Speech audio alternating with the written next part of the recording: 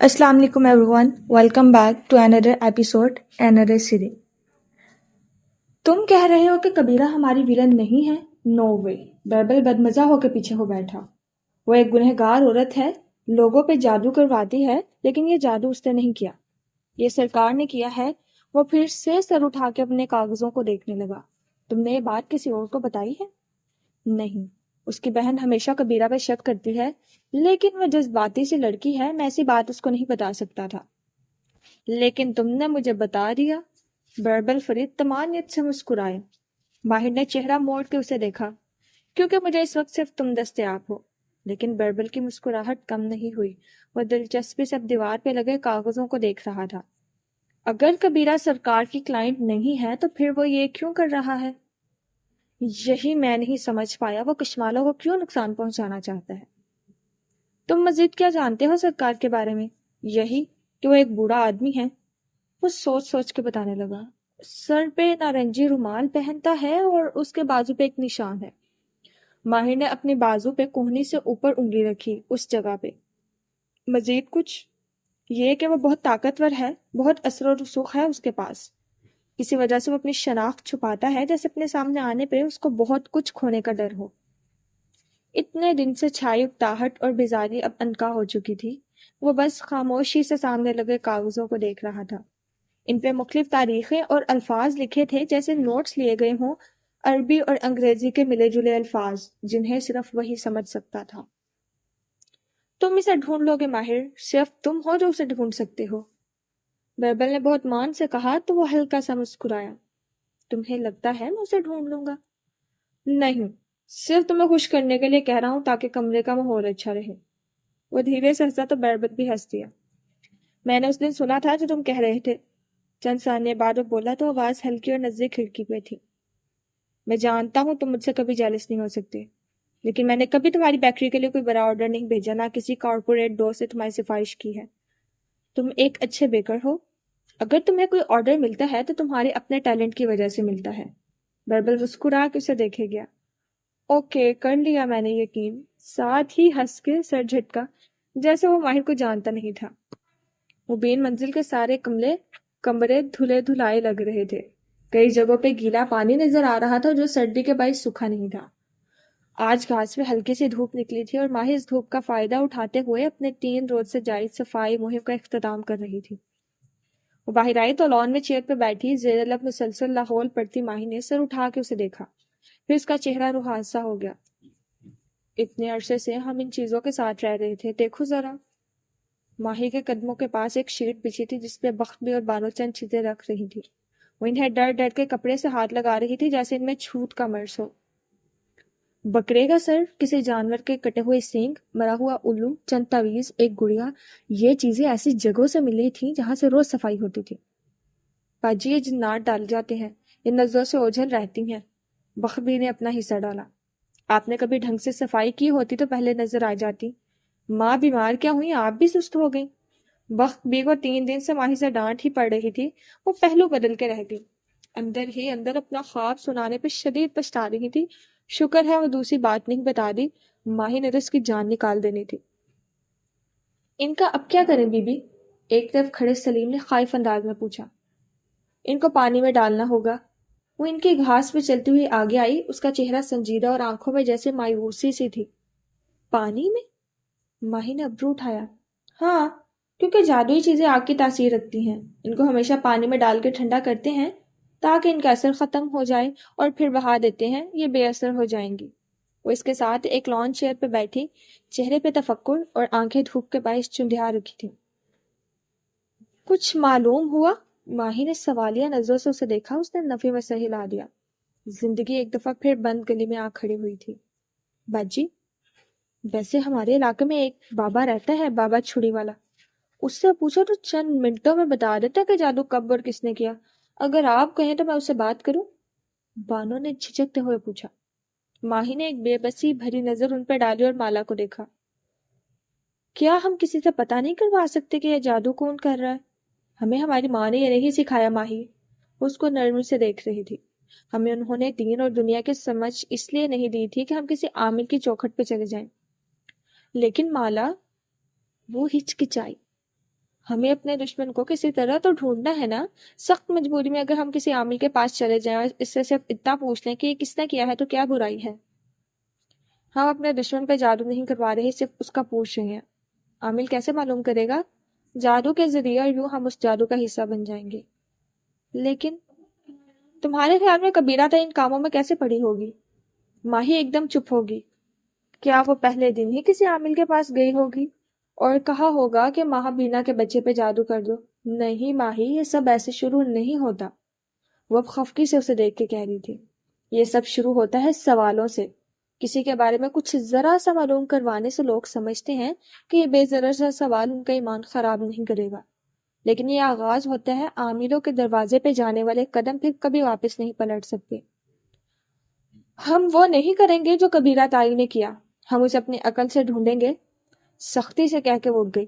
ماہی نے سر جھکا دیا لیکن وہ مطمئن نہیں لگ رہی تھی. وہ اسے وہیں چھوڑ کے گھر کے پچھلے حصے میں آ گئی. وہاں اجڑے ہوئے کچن گارڈن میں وہ قطعہ صاف دکھائی دیتا تھا جہاں سے گھاس ہٹا کے فاختہ کو دفن کیا گیا. وہ دھیرے دھیرے چلتی ہوئی اس بے نام قبر تک آئی اور یوں ہی گردن چکائے اسے دیکھے گئی. کچھ گارڈن میں اگی خوبرو جڑی بوٹیاں دھوپ میں سنہری لگ رہی تھی. پھر اس کے دیکھتے ہی دیکھتے ان کا رنگ بدلنے لگا، یہاں تک کہ بہار کی گھاس بن گئی اور اس گھاس کے پیچھے ایک سرخ اینٹوں والی عمارت دکھائی گئی. اونچی پونی والی لڑکی تیز تیز قدموں سے چلتی ایک راہداری کا موڑ مڑ رہی تھی. آگے ایک زوردار ایک دروازہ تھا جسے کھول کے وہ اندر آئی تو سامنے باتھ رومز کی قطار نظر آئی. ایک طرف بڑا سا آئینہ بھی لگا تھا جس کے سامنے سنگ بنے تھے. دفتن مالا ٹہری. سنگ کی طرف دیکھا جہاں گلابی ہیئر بینڈ والی لڑکی آ کھڑی تھی. آہٹ میں وہ ایک دم ڈر کے مڑی، ہاتھ سے کچھ نیچے گرا. مالا کی نظریں جھکی. اس کے پیروں کے قریب ایک سنہری گھڑی گری پڑی تھی. اس میں لگے ننھے ڈائمنڈ دور سے چمکتے دکھائی دیے. یہ تو سر ستار کی گھڑی ہے. وہ چونکی. گلابی ہیئر بینڈ والی لڑکی جلدی سے جھکی اور گھڑی مٹھی میں دباتا ہوئی سیدھی ہوئی. ہاں ہے. پھر اس کو دیکھ کے کندھے جھٹ گئے. سر ستار صبح سے اسے سارے اسکول میں ڈھونڈ رہے ہیں. اس کی آنکھیں پھیل گئی. یہ تمہارے پاس کیوں ہے؟ وہ ہلکا سا مسکرائی. پہلے واچ بیگ میں ڈالی اور زپ زور سے بند کی، پھر سینے پہ بازو لپیٹے اور کندھے دوبارہ اچکائے. کیونکہ اب یہ میری ہے. ایسے مت کرو، وہ پریشان ہے، ان کو واپس کر دو. ورنہ تم کیا کرو گی؟ ان کو جا کے بتاؤ گی؟ وہ ہلکا سا ہنسی، پھر سر دائیں بائیں ہلایا. سر ستار کی اگلی ماہ پوسٹنگ ہو رہی ہے لیکن میں اگلے کئی سال تمہارے ساتھ اسی اسکول میں رہوں گی. آگے تمہاری مرضی ہے. ویسے بھی کوئی تمہاری بات پہ یقین نہیں کرے گا. پمپلز. اسی بے پرواہی سے بروچ گئے. اور اگر کسی نے میری تلاشی لینے کی کوشش کی تو میرے پاپا اسکول کی اینٹ سے اینٹ بجا دیں گے. وہ چند قدم آگے آئی، یہاں تک اس کے چہرے کے بالکل قریب تھی. تمہیں کیا معلوم کسی کے پاپا کیا ہوتے ہیں؟ اور اس کے کندھے سے زور سے کندھا ٹکرا کے آگے بڑھ گئی. اس کا سارا وجود ہل کے رہ گیا. اس نے بے اختیار مڑ کے اسے جاتے دیکھا. پہلو میں گرے ہاتھ کی مٹھی بھیج رکھی تھی اور کن پٹی کی نس ابھری ہوئی تھی. تمہیں کیا معلوم کسی کے پاپا کیا ہوتے ہیں؟ اس کی آنکھیں بھیگنے لگی.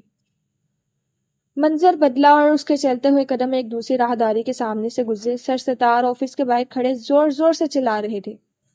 وہ ڈائمنڈ واچ تھی میرے مرحوم بابا بھائی کا گفٹ، اور تمہارے علاوہ اسے کوئی نہیں اٹھا سکتا. شکور. سفید بالوں اور پکی رنگت والا شکور نفی میں سر ہلا رہا تھا. اس کا چہرہ آنسوؤں سے بھیگا تھا. نہیں سر، میں نے اسے وضو کے لیے اتارا تھا. میری غیر موجودگی میں صرف تم میرے آفس میں آئے تھے. سر جی قسم لے لیں میں نے اسے دیکھا بھی نہیں. اس نے ہاتھ جوڑے. تم لوگ اور تمہاری جھوٹی قسمیں. کوریڈور کے ستون سے سر نکال کے وہ منظر دیکھتی لڑکی کی آنکھوں میں آنسو تھے. شکور اب ہاتھ جوڑے کھڑا تھا. تھوڑی سے گرتے آنسو قمیض کے گرے باں میں جذب ہو رہے تھے. منظر بدلا اور اب اپنا بیگ کندھے پہ ڈالے وہ روش پہ چلتی جا رہی تھی. سامنے سیدھ میں ایک گیٹ بنا تھا. اسے دیکھ کے وہ رکی. شکور اپنی سائیکل کو ہینڈل سے پکڑے گیٹ سے باہر نکال رہا تھا. ساتھ ہی وہ آنسوؤں سے بھیگا چہرہ قمیض کے دامن سے صاف کر رہا تھا. وہ تیز قدموں سے دوڑتی ہوئی اس کے قریب آئی. شکور چچا. اس نے پلٹ کے سامنے اسے آتی لڑکی کو دیکھا. مجھے پتا ہے آپ نے چوری نہیں کی، کسی اور نے کی ہے. اس نے پھولی سانسوں کے درمیان خود کو کہتے سنا. شکور آنسو بھری آنکھیں لیے اسے دیکھتا رہا. میں آپ کو اس کا نام بتا سکتی ہوں. آپ سر ستار سے کہیں کہ اس کا بیگ چیک کروا لیں، لیکن میرا نام مت لیجیے گا. تم سب امیر لڑکی آپس میں ملی ہوئی ہو. اللہ عذاب نازل کرے گا تم سب پہ. میں نے چوری نہیں کی، میں صرف… تم سب ایک جیسے ہو، ہمیشہ میرا مذاق اڑاتے تھے، آج مجھے چور بھی بنا دیا۔ تم سب سے اللہ پوچھے گا۔ نفرت سے پھنکارتا وہ انگلی اٹھا کے کہہ رہا تھا، میں لعنت بھیجتا ہوں اس اسکول اور اس کی نوکری پہ۔ سرخ چہرے کے ساتھ کہتے ہوئے اس نے سائیکل باہر نکال لیا اور بالکل ساخت ہوئی اسے دور جاتے دیکھ رہی تھی۔ اس کے قدموں میں بچھی بے نام قبر سرما کی دھوپ میں روشن دکھائی دیتی۔ مالا جھکی اور پنجوں کے بل وہاں بیٹھ گئی، نرمی سے مٹی پہ ہاتھ پھیرا۔ تمہیں ایک بات بتاؤں؟ وہ اداس مسکراہٹ سے کہہ رہی تھی، اسی لیے مجھے معاف کرنا نہیں آتا کیونکہ مجھے بھی کسی نے معاف نہیں کیا تھا۔ اس کا مرمری ہاتھ دھوپ سے گرم ہوئی مٹی پہ برابر چل رہا تھا۔ کسی سے اپنے اوپر جادو کروانے والے کا معلوم کروانا گناہ کیوں ہے؟ اس شام چڑچڑی سے ہوئی ماہی لیپ ٹاپ اسکرین کے سامنے بیٹھی تھی۔ اسکرین پہ ڈاکٹر رائد نظر آ رہے تھے جو غالباً اپنے آفس کی کرسی پہ بیٹھے تھے۔ آپ پریشان لگ رہی ہیں؟ اس سوال پہ گہری سانس لے کر اسے دیکھا۔ میرے گھر سے اتنی جادوئی چیزیں نکلی ہیں میں بتا نہیں سکتی، میں صرف جاننا چاہتی ہوں کہ عامل کون ہے۔ آپ کو یہ جان کے کیا ملے گا کہ جادو کون کروا رہا ہے؟ ہم اپنے دشمن سے دور رہیں گے، وہ پھر بھی جادو کرواتا رہے گا، اس کو کیا فرق پڑے گا؟ البتہ آپ کا ایمان چلا جائے گا۔ ہم مسلمانوں کے پاس ایمان کے علاوہ ہوتا ہی کیا ہے؟ وہ خاموش ہوگی، تھوڑی ندامت سے جھک گئی۔ سوری، مجھے ایسا نہیں سوچنا چاہیے تھا، مگر ہم اس عامل کو ڈھونڈنے کے بہت قریب تھے۔ میری بہن کو خواب میں ایک چہرہ نظر آیا، لیکن وہ جس آدمی کا تھا وہ کئی برس پہلے مر چکا ہے۔ ایسا کیوں ہوا؟ اس کی دو وجوہات ہیں۔ پہلی یہ کہ انسانی دماغ خواب میں کوئی ایسا چہرہ نہیں دیکھ سکتا جو اس نے حقیقت میں نہ دیکھ رکھا ہو۔ یہاں تک کہ شیاطین بھی جب خواب میں ڈرانے آتے ہیں تو وہ کوئی ایسا چہرہ بنا کے آتے ہیں جو ہم نے حقیقت میں دیکھ رکھا ہو۔ کیا واقعی؟ اس کا منہ کھل گیا۔ لیکن جو لوگ خواب میں انبیاء کو دیکھتے ہیں ان کا کیا؟ چونکہ آج کے لوگوں نے انبیاء کو نہیں دیکھ رکھا، اسی لیے علماء کہتے ہیں کہ ایسے خوابوں پہ یقین نہ کیا جائے تو بہتر ہے۔ البتہ ایک یہ روحانی پہلو ہے، میں سائنسی پہلو کی بات کر رہا ہوں۔ یعنی اگر میں نے کسی کا اصلی چہرہ نہیں دیکھا تو خواب میں کبھی نہیں دکھائی دے گا؟ بالکل، انسانی دماغ کے لیے نیا چہرہ دیکھنا ناممکن ہے۔ وہ چند لمحے کے لیے بالکل حیرت زدہ سی بیٹھی رہ گئی۔ مطلب وہ عامل نہیں تھا؟ عامل کوئی اور ہے، لیکن پھر وہ خواب میں کیوں نظر آیا؟ کیونکہ دوسری وجہ یہ ہے کہ عامل کبھی خوابوں میں نظر نہیں آتے۔ میں اپنی بات دہراتا ہوں، آپ پہ جادو کرنے والا کبھی خوابوں میں نظر نہیں آئے گا۔ یہ قدرت کا اپنا ایک نظام ہے۔ اللہ تعالیٰ خود عامل کا پردہ رکھتا ہے تاکہ انسان آپس میں فساد نہ کرے۔ یعنی شکور والا خواب بے معنی ہے؟ نہیں، خواب صرف نشانیاں ہوتے ہیں، ہنٹ، اشارے۔ وہ کبھی پیس آف کیک نہیں ہوتے کہ آپ دیکھتے ہی جان لیں کہ آپ کا مجرم کون ہے۔ وہ آدمی کسی اشارے کے طور پہ نظر آیا ہوگا۔ ایسے خواب جن میں جادو کرنے والے کی طرف اشارہ ہو یا کوئی چہرہ نظر آئے، اس پہ فوری یقین نہیں کرنا چاہیے۔ بالکل نہیں کرنا چاہیے، کیونکہ علماء کہتے ہیں کہ ایسے چہروں میں شیاطین کا بہت عمل دخل ہوتا ہے۔ خود عاملوں کو بھی نہیں معلوم ہوتا کہ کس پہ کون جادو کر رہا ہے، اس لیے ان چیزوں کے بارے میں کسی سے نہیں پوچھنا چاہیے، کیونکہ جنات جھوٹ بھی بہت بولتے ہیں، کسی غلط بندے کا نام بھی لے سکتے ہیں۔ اسی طرح خاندانی دشمنی اور فساد شروع ہوتا ہے۔ اس نے اس بات میں سر ہلا دیا۔ اگر ہم خوابوں سے جاننے لگیں کہ ہم پر جادو کون کروا رہا ہے تو ہم اپنے قریبی لوگوں کی جان ہی لے لیں گے۔ مجھے معلوم ہے میری ایک آنٹی ہم پہ جادو کرواتی ہے، لیکن کس سے کرواتی ہے میں یہ جاننا چاہتی ہوں۔ پھر آپ اللہ سے دعا کریں کہ اس کا چہرہ سامنے لے آئے۔ اگر آپ کی دعا اس کے جادو سے بڑی ہوئی وہ ضرور سامنے آ جائے گا، لیکن میری ذاتی رائے یہ ہے کہ جادوگر کے تجسس میں نہیں رہنا چاہیے، اپنا دفاع مضبوط کرنا چاہیے۔ ماہی نے اس بات میں سر ہلا دیا، اس کا جوش ٹھنڈا پڑ چکا تھا۔ اس نے لیپ ٹاپ فولڈ کر کے رکھ دیا۔ اس کے سر پہ بنی چھت کے اوپر مالا کا اسٹوڈیو تھا۔ وہ وہاں تنہا کھڑی بڑبڑاتے ہوئے دیواروں پہ لگے کاغذ اتار رہی تھی۔ میرے خواب جھوٹے تھے، سب جھوٹ تھا۔ وہ بے بسی سے ایک ایک کاغذ کو نوچ کے اتار رہی تھی۔ سامنے کھلا کارٹن رکھا تھا جس کے اندر ان کاغذوں کا ڈھیر لگتا جا رہا تھا۔ اس سے اوپر اس کی وہ چھوٹی نوٹ بک تھی جسے وہ شکور کے گھر لے کر گئی تھی۔ اس پہ لکھی تحریر واضح نظر آ رہی تھی، خاندان والے ہمیشہ میرے باپ کا مذاق اڑاتے تھے کیونکہ… مالا نے ٹھک سے کارٹن بند کر دیا۔ اس کی تلاش ناکام گئی تھی۔ شکور اس کا مجرم نہیں تھا، وہ صرف اس کے ضمیر کی ایک پھانس تھا۔ دفتن فون کی ٹون بجی تو اس نے اسی بیزاری سے فون نکالا، پھر زیاد کا نام پڑھا کہ ماتھے کی شکنیں سیدھی ہونے لگی۔ لبوں پہ ایک مسکراہٹ خود بخود اترنے لگی۔ زیاد اسے میسج بھیجنے سے چند قبل اپنے آفس میں بیٹھا لیپ ٹاپ پہ کام کرتا دکھائی دے رہا تھا۔ اس کی انگلیاں کی بورڈ پہ چل رہی تھی اور آنکھوں پہ اسکرین گلاسز لگی تھی۔ ساتھ ایک گرم کافی مگ رکھا تھا جس سے اڑتی بھاپ آفس کیبن کی دھندلی دیواروں تک سفر کر رہی تھی۔ دفتن ساتھ رکھا موبائل زوم زوم کرنے لگا۔ اس نے اسکرین سے نگاہیں ہٹا کے دیکھا، نام دیکھ کے انگلیاں ٹھہر گئیں۔ ابو کالنگ۔ ایک گہری سانس لے کر زیاد نے آنے کو تاڑی، تھوڑی کھجائی جیسے ہمت مجتمع کی ہو، پھر فون کان سے لگایا۔ جی ابو، بشاشت سے پوچھا، لیکن دوسری طرف کہیں جانے والے الفاظ سن کے اس کی تھوڑی جھک گئی۔ چند لمحے وہ سنتا رہا، پھر اس بات میں سر ہلا دیا۔ جی ابو، میں ابھی تک پپھو سے ملنے نہیں جا سکا، جب سے آیا ہوں مصروف رہا ہوں، کبھی امی کو ہسپتال لے کر جاتا ہوں، کبھی آفس کے کام دیکھتا ہوں۔ وہ تھکا تھکا سا لگ رہا تھا۔ دوسری جانب کچھ سخت کہا جا رہا تھا۔ اس کی آنکھوں کی تھکاوٹ بڑھنے لگی۔ ابو، میں آپ سے ایک بات کرنا چاہتا تھا، اس نے بدت کہنا شروع کیا، اور میں اب جو کہنے جا رہا ہوں آپ کو دکھ دے گا، لیکن ناک کی ہڈیوں کو مسلتے ہوئے آنکھیں بند کی۔ ابو، میں الشبا سے شادی نہیں کر سکتا کیونکہ میں یہ نہیں کرنا چاہتا، میں اس کو کبھی خوش نہیں رکھ سکوں گا۔ دوسری جانب سناٹا چھا گیا۔ وہ ہمت کر کے کہتا گیا، میں آپ سے بہت محبت کرتا ہوں ابو۔ اس کی آواز بھیگ گئی اور سر جھک گیا۔ اور میں ساری عمر آپ کا دل جیتنے کی کوشش کرتا رہا ہوں، لیکن اب میں تھک گیا ہوں، میں مجبور ہوں، میں کسی لڑکی کی زندگی نہیں خراب کر سکتا، میرے دل میں کوئی اور ہے۔ دوسری طرف سے ایک دم زور زور سے کچھ کہا جانے لگا۔ زیاد نے ایک تھکی ہوئی سانس خارج کی۔ آپ جو بھی کہیں ابو، میں صرف آپ کو خوش کرنے کے لیے شادی نہیں کر سکتا، میں بچپن سے آپ کو خوش کرنے کی کوشش کر رہا ہوں، لیکن میں انسان ہوں، میں اس سے زیادہ نہیں کر سکتا۔ اس نے رک کے سنا، چہرے پہ تکلیف پھیلی۔ امی کو بیچ میں مت لائیں ابو، ان کا کیا قصور ہے؟ یہ میں اپنے دل کے ہاتھوں مجبور ہو کے کہہ رہا ہوں۔ لیکن اس کے درمیان الفاظ ٹوٹ گئے۔ دوسری جانب سے مسلسل ابو کی تیز آواز گونجتی سنائی دے رہی تھی۔ جی میں جانتا ہوں، کشوالا نے انکار کر دیا تھا، لیکن میں ایک دفعہ پھر اس سے بات کروں گا، کیا معلوم اب کی دفعہ وہ مان جائے۔ بالفرض وہ نہ مانے تب بھی میں لشبا سے شادی نہیں کروں گا، کیونکہ میں آپ کو خوش کرتے کرتے تھک گیا ہوں۔ موبائل میں سلطان صاحب پہ زور زور سے چلانے کی آوازیں آ رہی تھی۔ تمہاری ماں کے الفاظ سب سے واضح تھے۔ وہ تحمل لیکن کرب سے سنے گیا، یہاں تک کہ وہ خاموش ہوئے تو دھیرے سے بولا، امی کو آپ پہ مسلط کیا گیا تھا اور آپ کبھی خوش نہیں رہی۔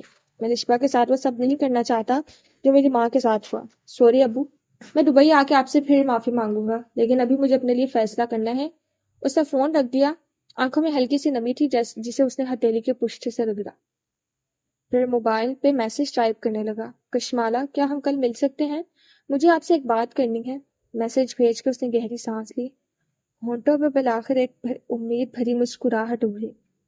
اس نے فون رکھ کے واپس اینک لگا لی اور انگلیاں کی بورڈ پہ جما دی۔ شکور کے معاملے میں آپ کا کوئی قصور نہیں تھا Kashmala, you are just a little girl.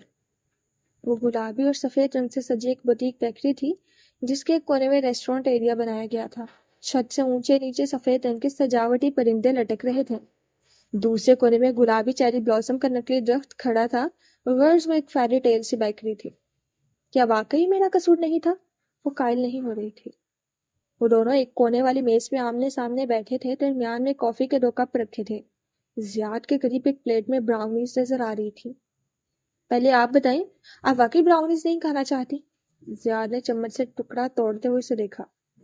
وہ دھیرے سے مسکرا دی اور نفی میں سر ہلائے۔ اس کے کھلے بال ہوئے چہرے کے دونوں طرف میں گرے تھے اور اس نے سفید ہائی نیک سویٹر پہن رکھا تھا جس کے گرے باہ پہ ایک لمبا سنہرا لاکٹ جھول رہا تھا، اس پہ سیاہ رنگ کی فاختہ بنی تھی۔ میں میٹھا نہیں کھاتی، مسکرا کے یاد دلایا، البتہ اس کی آواز اداس تھی۔ کشمالا آپ ایک چھوٹی سی بچی تھی جب آپ نے وہ کیا۔ وہ آگے ہو کے بیٹھا اور فکر مندی سے اسے دیکھا۔ آپ آج جیسی پر اعتماد ورکنگ وومن نہیں تھی، آپ کلاس میں بلی ہوتی تھی اور آپ کی ذات میں باپ کی محرومی کا ایک خلا تھا جس کی وجہ سے آپ کو کسی ناراض کرنے سے ڈرتی تھی۔ الزام آپ نے نہیں لگایا تھا، آپ بس خاموش نہیں تھی۔ بچپن میں بہت سے بچے ایسے کرتے ہیں، ٹین ایج میں۔ اس نے تصحیح کی۔ ٹین ایج میں بھی کرتے ہیں. شکور کی نوکری آپ کی وجہ سے نہیں، سر ستار کی وجہ سے گئی تھی. کہ اتنا عرصہ اس نے اپنی ایمانداری ثابت نہیں کی ہوگی کہ انہوں نے یوں اس پہ الزام لگا دیا. سر ستار بڑے تھے، اس کو ان پہ بھروسہ کرنا چاہیے تھا. میں اس واقعے کو جسٹیفائی نہیں کر سکتی. میں نے غلط کیا تھا اور میں اس غلط کو ٹھیک نہیں کر سکی. میں نے اسے ذہن کے کسی کونے میں دھکیل کے بھلا دیا اور پھر میں نے اپنا سیکشن بدلوا لیا. میں اپنے لیے کھڑی نہیں ہوتی، لیکن اس جگہ سے خود کو ریموو کر لیتی ہوں. یہی میرا ڈیفینس میکانزم ہے. شاید اس لیے کہ میرا باپ نہیں تھا. اس نے کافی کا کپ اٹھا کے لبوں سے لگا لیا. وہ کچھ زیادہ ہی کڑوی تھی. باپ کے ہونے سے کیا نام ہوتا ہے؟ ہم میں سے کچھ ساری عمر باپ کو خوش کرنے کی کوشش کرتے ہیں، پھر بھی وہ خوش نہیں ہوتے. اس نے چونک کے زیاد کو دیکھا. اس کے چہرے پہ زمانے بھر کی اداسی تھی. آپ کے ابو؟ میں نے ارشبا سے شادی سے انکار کر دیا ہے اور اب وہ سخت ناراض ہے، لیکن میں اس کے ساتھ زیادتی نہیں کر سکتا تھا. میں تھک گیا تھا. اوپر سے لٹکتے سفید پرندے ہلکے ہلکے جھول رہے تھے. ان کی کانچ کی بنی آنکھیں ان دونوں پہ جمی تھی. میں بھی تھک گئی ہوں. مالا نے کپ رکھا، سر دونوں ہاتھوں میں گرا دیا. ان جادوؤں سے، ان تعویذوں سے کیا آپ مزید اس عامل کو ڈھونڈنا نہیں چاہتی؟ اس نے چہرے سے ہاتھ ہٹائے بنا نفی میں سر ہلایا. میں اب لاہور میں نہیں رہنا چاہتی. میں اس سب سے دور جانا چاہتی ہوں. پھر وہ کریں جو آپ کا دل کہتا ہے. چلی جائیں اس سب سے دور. وہ رکا اور پھر جیسے ہمت مجتمع کر کے کھنکھایا. میں بھی اس سب سے دور جانا چاہتا ہوں. میں بھی زخمی ہوں اور اپنی ہیلنگ ڈھونڈ رہا ہوں. مجھے بھی اپنی ذات کو تندرست کرنا ہے اور آپ کو بھی. اس نے چہرے سے ہاتھ ہٹا کے نہ سمجھی سے زیاد کو دیکھا، لیکن وہ سمجھ رہی تھی. کیا آپ چاہتی ہیں ہم ایک ساتھ خود کو ہیل کریں؟ وہ چند لمحے اسے دیکھتی رہی. ایسے ہی اس پل کو یاد آیا، لیکن اس نے حلق میں آئے بہت سے آنسو نیچے دھکیلے. اس کو زیاد سے اس سوال کی توقع تھی. کیا آپ اپنے والد کو ناراض کر کے خوش رہ سکیں گے؟ وہ ٹھیک ہو جائیں گے، لیکن آپ بتائیں آپ کیا چاہتی ہیں؟ ساری اس نے جیب سے کچھ نکالا تو وہ چونکی. وہ ایک مخملی ڈبی تھی. میں آج آپ سے ایک دفعہ پھر پوچھتا ہوں، کیا آپ میرے ساتھ دنیا کے کسی دوسرے کونے میں جا کے اپنی نئی زندگی شروع کرنا چاہتی ہیں؟ زیاد پہ جمی اس کی آنکھیں بھیگنے لگی. مجھے نہیں معلوم زیاد، میں بس اس سب سے دور جانا چاہتی ہوں. تو میرے ساتھ چلیں. میں اور آپ مل کے ایک دوسرے کو ہیل کر سکتے ہیں. ہم دونوں اپنی اپنی ذات کے کمپلیکسز سے لڑے ہوئے لوگ ہیں. ہم پرفیکٹ نہیں ہیں. ہم دونوں کو اپنے اپنے باپ کی طرف سے چوٹ لگی ہے، لیکن جانتی ہیں محبت سب سے بڑا مرہم ہوتی ہے. وہ کہہ رہا تھا اور وہ اسے بھیگی آنکھوں سے دیکھ رہی تھی. میں چاہتا ہوں کہ آپ کی محبت میرے زخموں کو بھرے اور میں آپ کو آپ کے ٹراما سے نکالوں، کیونکہ محبت سب سے بڑا مرہم ہے اور یہی ہیل کر سکتی ہے. وہ ہلکا سا مسکرا دی. پھر اس نے ڈبی اٹھا کے کھولی. اس کے اندر ایک ہیرے کی انگوٹھی تھی. مالا نے دھیرے سے ڈبی بند کی. زیاد سلطان کا سانس رک گیا. اس نے ڈبی اس کی طرف واپس دکھیلی اور نظر اٹھا کے اسے دیکھا. ہمارے ہاں منگنیاں ایسے نہیں ہوتی. آپ کو اسے لے کر میرے گھر آنا ہوگا، وہ بھی اپنے والد کے ساتھ. میں کسی کو ناراض کر کے نیا رشتہ نہیں بنا سکتی. وہ مسکرا دی. اس کی مسکراہٹ میں تکان اور امید تھی. میرے دل میں آپ کی عزت اس بات سے مزید بڑھ گئی ہے. میں ابو کو لے کر آؤں گا. پھر پلیٹ کی طرف دیکھ کے پوچھا، شور آپ براؤنیز نہیں کھانا چاہتی؟ اس نے مسکرا کے نفی میں سر ہلایا اور کافی کا مگ اٹھا لیا. اوپر جھولتے نازک پرندے خاموشی سے انہیں دیکھ رہے تھے. نیند میں اس کا سر کسی چیز سے ٹکرایا تو وہ ہڑبڑا کے اٹھا. چند لمحے کے لیے بیربل کو سمجھ میں نہیں آیا کہ اس وقت کہاں ہے. پھر پلکیں جھپکائی تو منظر قدرے واضح ہوا. سامنے بستر پہ ماہر لیٹا تھا. تکیے اوپر کر کے رکھنے کی وجہ سے اس کا سر قدرے اونچا تھا. وہ خاموشی سے سامنے والی دیوار کو دیکھ رہا تھا. بیربل نے آنکھیں مسلی اور اٹھ کے بیٹھا. وہ کب کاؤچ پہ بیٹھے بیٹھے سو گیا تھا. اسے یاد نہ تھا. وال کلاک پہ نظر پڑی تو دیکھا رات کے 2:45 بج رہے تھے. ماہر ابھی تک جاگ رہے ہو؟ اسے تعجب سے اسے دیکھا. ہاں. وہ دور خلا میں کسی غیر مرئی نقطے کو گھور رہا تھا. کیا سوچ رہے ہو؟ اٹھا اور روم فریج کی طرف آیا. پتا نہیں کب ڈسچارج کریں گے یہ لوگ تمہیں. بڑبڑاتے ہوئے فریج کا دروازہ کھولا. پھر پانی نکال کے پلٹا تو دیکھا وہ اسی طرح کہیں دیکھ رہا تھا. اس کو کال کر لو یار. وہ جیسے تھک ہار کے کہتا واپس کاؤچ پہ بیٹھا تو ماہر چونکا. کیا؟ اس کو کال کر لو، دوبارہ سے معافی مانگ لو، وہ تمہیں معاف کر دے گی. ماہر دھیرے سے مسکرایا۔ میں اس کے پیچھے نہیں جاؤں گا، تم ایکسیڈنٹ سے پہلے اسی سے ملنے جا رہے تھے، وہ اور معاملہ تھا، میں اس کی ماں کا افسوس تو اسی کے لیے کال کر لو، ورنہ چند دن بعد معلوم ہوگا کہ اس نے کسی اور سے شادی کر لی ہے، کتنا انتظار کرے گی وہ تمہارا۔ وہ ہلکے سے ہنستی اور سر جھٹکا۔ کم از کم اس ٹال ڈارک سے نہیں کرے گی، وہ اپنے کسی کزن سے شادی کر رہا ہے۔ ماہی کی بتائی بات کو بہت سکون سے آگے بتایا۔ بیربل نے خفگی سے اسے دیکھا۔ کیا وہ واقعی ہینڈسم نہیں ہے؟ تم صرف اپنے جذبات کی وجہ سے کہتے ہو۔ واقعی نہیں ہے، وہ ہینڈسم ہو یا نہ ہو، اسے وہ ہینڈسم لگتا ہے اور تم اسے کچھ نہیں لگتے۔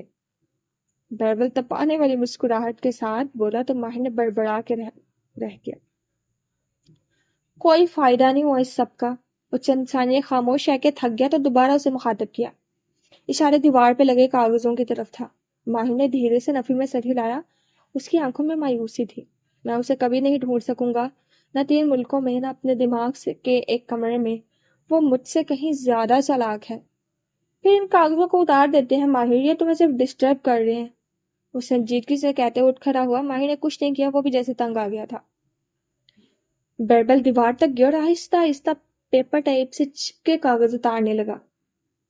شکر کرو میں نے زارا کو یہاں آنے نہیں دیا، وہ یہ کاغذ دیکھ لیتی تو اس کے سوال کبھی ختم نہ ہوتے۔ وہ ایک کاغذ کھینچ رہا تھا۔ ویسے مالک نے اسے کبھی تمہارے اور کشمالے کے بارے میں کیوں نہیں بتایا؟ مالک اپنی مرضی کا مالک ہے، اس کے ہر کام کی کوئی پیچیدہ سی وجہ ہوتی ہے۔ اس نے بیزاری سے شانے اچکائے، پھر ایک دم وہ ٹہر گیا۔ مالک؟ کیا؟ بیربل نے پلٹ کے اسے دیکھا، ہاتھوں میں کاغذوں کا پلندہ تھا۔ مالک۔ ماہر نے لیٹے لیٹے بیٹھ کے ریموٹ کا بٹن دبایا، بیڈ سرہانے والی طرف سے اوپر اٹھنے لگا۔ تم نے اس دن کہا تھا کہ میں سرکار کو اس لیے نہیں ڈھونڈ سکا کیونکہ میں اسے بہت دور ڈھونڈ رہا تھا۔ کیا معلوم وہ بہت قریب ہو؟ خود کار بیڈ کی ایک طرف سے اونچا ہو گیا تو وہ بیٹھا ہوا نظر آنے لگا۔ اس کے چہرے پہ چھونک جانے کا تاثر تھا۔ ہمارے قریب ایسا کون ہے؟ بیربل نے چھمبے سے اسے دیکھا۔ وہ بڑبڑایا۔ مالک۔ مالک؟ بیربل کے چہرے پہ بے یقینی ابھری۔ ہرگز نہیں، تمہارا دماغ خراب ہے، وہ ایسا کچھ نہیں کر سکتا، وہ تم سے بہت محبت۔ مالک نے کہا تھا کہ مجرم وہ ہوتا ہے جس کو جرم کا سب سے زیادہ فائدہ ہو۔ اس نے تیزی سے بات کاٹی۔ بیربل جوش سے بولتے بولتے رک گیا۔ ماہر کیا کہہ رہے ہو؟ میں درست تھا، لیکن میں خود بھی یہ سمجھنے لگا کہ میں اپنے جذبات کی وجہ سے ایسا کہتا ہوں۔ کیا یہ کہ زیاد سلطان ہینڈسم نہیں ہے؟ وہ جیسے خود بھی چونک گیا تھا۔ ایک لمحے کے لیے بیربل کی سمجھ میں نہیں آیا کہ کیا کہہ رہا ہے۔ تم چنگیز، تم سب میرا مذاق اڑاتے تھے، تم سمجھتے تھے کہ میں جیلسی میں ایسا کہہ رہا ہوں، لیکن نہیں بیربل، وہ بالکل بھی ہینڈسم نہیں ہے۔ مگر کشمالہ کو ہینڈسم کیوں لگتا ہے؟ بیربل نے بے اختیار ماتھے کو چھوا۔ رات کے 3 بج رہے ہیں ماہر، تمہیں اب سو جانا چاہیے۔ شمس بھی ہینڈسم نہیں تھا۔ بیربل فرید جہاں تھا وہی رک گیا، ساکت جامد۔ لیکن ہماری خوبصورت ماں نے ہمارا وجیح باپ چھوڑ کے اسی سے شادی کی۔ یاد ہے وہ کیسے کہتی تھی کہ شمس بہت خوبصورت انسان ہے، اور ہم حیران ہوتے تھے۔ کاغذ بیربل کے ہاتھ سے نیچے پھسل گیا۔ شمس سرکار کا کلائنٹ تھا، ہم سمجھتے رہے کہ اس نے ابا پہ جادو کیا ہے، ان کو بیمار کیا ہے، لیکن نہیں، شمس نے ہماری ماں پہ جادو کیا تھا۔ ابا کی بیماری اس جادو کا نتیجہ تھی، جیسے کشمالہ کی ماں کی بیماری۔ بیربل یک تک اسے دیکھ رہا تھا۔ تم نے کہا بیربل وہ کشمالہ کو ہینڈسم لگتا ہے، ایسا صرف 2 صورتوں میں ہوتا ہے۔ اس نے نوٹ بک اٹھائی اور تیزی سے صفحے پلٹنے لگا۔ پہلی صورت محبت ہے اور کشمالوں کے اس سے محبت نہیں ہے، اور دوسری صورت، ایک صفحہ کھول کے اس نے سامنے کیا، سحر عشق۔ چند ثانیے کے لیے روم نمبر 555 میں موت کا سناٹا چھا گیا۔ وہ دونوں ایک دوسرے کو دیکھ رہے تھے۔ سرکار زیاد اور کشمالہ کی تصویروں پہ جادو ان کو جدا کرنے کے لیے نہیں کر رہا تھا، وہ ان کو ملانے کا جادو کر رہا تھا۔ کشمالہ نے اپنی ماں کی وجہ سے زیاد سے شادی سے انکار کیا تھا، اس کی ماں کی موت کا فائدہ صرف زیاد کو ہوتا ہے۔ وہ پاکستان اپنے کزن سے شادی کے لیے نہیں، کشمالہ کے لیے گیا ہے۔ اس نے نوٹ بک بیربل کی طرف بڑھائی، وہ بالکل گنگ ہو گیا۔ سرکار کا کلائنٹ کوئی اور نہیں، زیاد سلطان ہے؟ اس کو اپنی آواز دور کسی کنویں سے آتی محسوس ہو رہی تھی۔ وہ ایک طویل عرصے سے سحر عشق کر رہا تھا۔ بیربل نے نوٹ بک پہ چہرہ جھکایا۔ سحر عشق کیا ہوتا ہے؟ سحر عشق کی ابتدا کب ہوئی کوئی نہیں جانتا، لیکن اس کی انتہا ہزاروں سال قبل سلیمان علیہ السلام کے دور میں ہوئی تھی۔ زیاد سلطان روم سے نکلا تو گیلے تولیہ اس کے ہاتھ میں تھا، اپنے بال رگڑتے ہوئے آئینے کے سامنے آ کھڑا تھا۔ دور سلیمان علیہ السلام میں عموماً یہود کے جادوگر جادو میں ملوث ہوتے تھے، لیکن دھیرے دھیرے یہ جادو اتنا عام ہوتا گیا کہ بہت سے مردوں نے اسے سیکھ لیا تھا۔ زیاد نے پولو شرٹ کا بٹن بند کرتے ہوئے آئینے میں اپنا عکس دیکھا۔ ہم عموماً سمجھتے ہیں کہ جادو عورتیں کرتی ہیں، لیکن سحر عشق وہ جادو ہے جسے تاریخ میں سب سے زیادہ مردوں نے استعمال کیا ہے۔ اپنے عکس کو دیکھتے ہوئے وہ دھیرے سے مسکرایا۔ یہ جادو عموماً وہ مرد کرتے تھے جو شکل و صورت میں بہت عام یا بدصورت ہوتے تھے، اور جب ان کا دل کسی ایسی خوبصورت عورت پہ آ جاتا جس کو وہ کسی ناجائز طریقے سے پا نہیں سکتے تھے تو یہ اس عورت کے اوپر سحر عشق شروع کر دیتے تھے۔ اس کا واپس اس کی طرف جھانک رہا تھا، وہ ایک ایسا چہرہ جو معاشرے کی خوبصورتی کے معیار پہ پورا نہیں اترتا۔ وجہ اس کی رنگت نہیں، اس کے بے کشش نقوش تھے۔ چہرے پہ چھائی سنجیدگی اور کرختگی اس کو مزید ناپسندیدہ صورت بناتی تھی۔ سحر عشق ہمیشہ حسین اور شادی شدہ عورتوں پہ کیا جاتا تھا۔ حسین عورتیں زیادہ دیر تنہا نہیں رہتی، ان کی شادیاں جلد ہو جاتی ہیں۔ ایسے میں شہر عشق کی ابتدا اپنے محبوب عورت کو کسی میٹھے کھانے کا تحفہ بھیج کے کرتے تھے، جیسے میں جادو ملا ہوتا تھا۔ ٹیرس پہ کھڑی لڑکی نے براؤنی کھاتے ہوئے نیچے دیکھا اور پورش میں کھڑے دراز قد آدمی نے سر اٹھایا۔ جادو کا پہلا اثر عورت اور اس کے شوہر کے تعلق پہ پڑتا تھا۔ عورت کو اپنا شوہر یا محبوب بدصورت یا جانور نما نظر آنے لگتا تھا۔ اپنے عکس کو دیکھتے ہوئے زیاد نے پرفیوم اٹھایا اور خود پہ چھڑکا۔ عموماً ایسے مرد جادو کرتے تھے جو اس حسین عورت کے ہاتھوں میں سرد ہو چکے ہوتے۔ ایسے میں ان کا دوسرا اقدام اس عورت کے ذہن سے جادو کے ذریعے اپنا پرانا تاثر مٹانا ہوتا تھا۔ ہم سہیل کی شادی پہ ملے تھے نا زیاد سے، ماہی کہہ رہی تھی۔ مالا نے کندھے اچکائے۔ اچھا، مجھے یاد نہیں۔ جادو کا اثر ہونے کے کچھ دن بعد سحر کرنے والا جب محبوب عورت سے ملتا تو اس عورت کو دنیا کا حسین ترین مرد دکھائی دیتا۔ جیسے وہ کشش سمجھتی، وہ دراصل جادو کا اثر ہوتا تھا۔ یوں وہ مسلسل میٹھے تحفے دے کر اس جادو کو مزید راسخ کرنے کی کوشش کرتا رہتا۔ شور آپ براؤنیز نہیں کھانا چاہتی؟ میں آپ کے لیے چاکلیٹس لایا تھا۔ میں نے خواب میں دیکھا کہ بخت بی بانو کو کان میں بتا رہی تھی۔ بڑی بی بی مجھے ایک دوسری بات بھی کہتی ہیں کہ ماہی سے کہو اپنا خیال کرے، اتنا میٹھا نہ کھایا کرے۔ تو یہ بات نہ بتانا ماہی بی بی کو، پہلے وہ اپنے بڑھتے وزن کے بارے میں پریشان ہے، اس بات پہ خوب برا منائیں گی۔ زیاد نے آئینے میں خود کو دیکھتے ہوئے پرفیوم کی ڈبی واپس رکھی۔ سنگھار میز پہ رکھا اس کا موبائل بجنے لگا۔ اس نے نمبر دیکھا اور فون کان سے لگایا۔ جی سرکار۔ اس کا لہجہ کسی مرید کی طرح معتقد سا تھا۔ کیا وہ مان گئی؟ دوسری طرف سے پوچھا گیا۔ جی سرکار، بالکل ایسا ہوا جیسا آپ نے کہا تھا۔ وہ ہلکا سا مسکرایا۔ لیکن سحر عشق کرنے والے جادوگر کو اس کی بھاری قیمت ادا کرنی پڑتی ہے، بہت بھاری قیمت۔ زیاد سلطان نے موبائل رکھا اور سنگھار میز پہ رکھے کاغذ اٹھائے ہوئے نگینہ بیگم کی رپورٹس تھیں۔ قیمت تو میں ادا کر رہا ہوں، وہ بڑبڑایا، لیکن کشمالہ مبین کے لیے کچھ بھی۔ اس نے رپورٹس دراز میں ڈال دی اور خود کار کی چابی اٹھائے باہر نکل گیا۔ مالا کے اسٹوڈیو میں رکھے ہاتھ کھلے کارٹن کے اوپر رکھے نوٹ بک کچھ کہہ رہی تھی۔ سب میرے باپ کا مذاق اڑاتے تھے۔ شکور کے بیٹے کے الفاظ وہاں خاموشی سے رقم کیے گئے تھے۔ میرے باپ کا رنگ بہت کالا تھا اور اسی وجہ سے سب اس کو بدصورت کہتے۔ نوکری جانے کے بعد وہ دبئی چلا گیا اور سب رشتہ داروں سے کٹا گیا۔ اس اندھیرے کمرے میں چوکری مارے بیٹھی جادوگر نے موبائل نیچے رکھا اور زیاد نام کی کال بند کی۔ پھر اپنے سامنے رکھی چیزوں کو دیکھا، گڑیا، تعویذ، زعفرانی روشنائی۔ اس نے مسکرا کے ان چیزوں کو ایک طرف کیا اور پھر اپنی ٹانگیں دھیرے سے سیدھی کی۔ اب اٹھنے کا وقت تھا۔ اس کے بوڑھے ہاتھوں نے کھڑے ہوتے ہوئے سر سے نارنگی رومال اتارا اور اسے ایک طرف ڈال دیا۔ پھر چھوٹے چھوٹے قدموں سے چلتا ہوا اس نے کمرہ عبور کیا۔ ایک کونے میں کھوٹی لگی تھی جہاں ایک سفید لباس لٹکا دکھائی دے رہا تھا۔ سرکار اپنے بوڑھے ہاتھوں سے دھیرے دھیرے اپنا میلا گدلا لباس اتارا اور وہ براق سفید لباس پہنا۔ پھر لمبے سفید بالوں کو آہستہ آہستہ چوٹی میں گوندنے لگا۔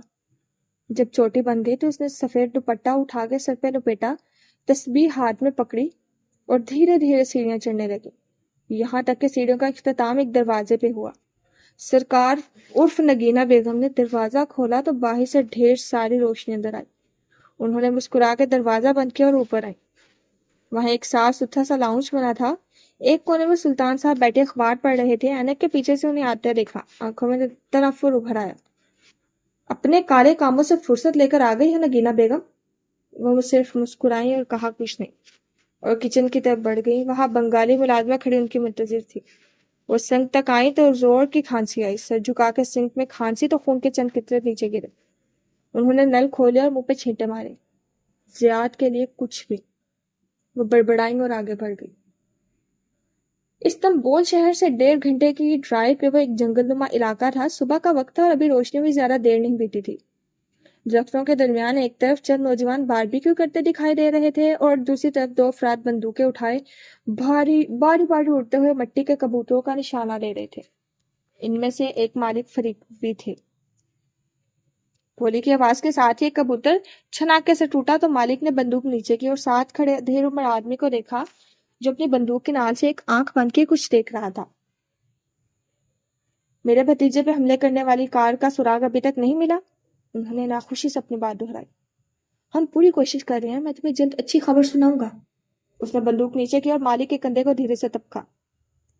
میں خود باش کومسر چنگیز سے رپورٹ لے رہا ہوں. ہم حملہ آور کو جلد پکڑ لیں گے. وہ دونوں اب ساتھ ساتھ چل رہے تھے. باربیکیو سٹینڈ سے اٹھتی دھوئیں کی خوشبو سردی کا لطف دوبالا کر رہی تھی. ہاں، وہ ماہر کا دوست ہے، اس کے لیے پوری کوشش کر رہا ہے. مالک کے تاثرات ہمیشہ کی طرح برف تھے. لیکن میں چاہتا ہوں کہ تم لوگ اس معاملے کو حل کرنے میں اس سے بھی زیادہ قوت صرف کرو. میں نے کہا نا، ہم تم جلد اچھی خبر سنائیں گے. وہ تسلی دے رہا تھا. ان کے جوگرز خزاں رسیدہ پتوں کو رونتے ہوئے آگے بڑھے تھے. تم بتا رہے تھے تمہاری بیٹی کی سالگرہ. ہاں، اگلے ہفتے تم آ سکو گے؟ ڈی جی صاحب نے مسکرا کے پوچھا. نہیں، میں لندن واپس جا رہا ہوں. زارا ضرور آئے گی. وہ رکی اور آواز کو مزید سرسری بنایا. لیکن اگر تم نے کیک آرڈر نہیں کیا تو نشا نتاشی میں ایک بیکری ہے میرے بھتیجے کی، تم اس کو ٹرائی کر سکتے ہو. اچھا؟ ڈی جی صاحب نے مسکرا کے انہیں دیکھا. یعنی تمہاری مرضی ہے، آزما کے دیکھ لو، لیکن میرا نام مت لینا. وہ سمجھے گا کہ میں. وہ دونوں اب خشک پتوں پہ چلتے دور جا رہے تھے. آوازیں مدھم ہو گئی تھی. باقی آئندہ انشاءاللہ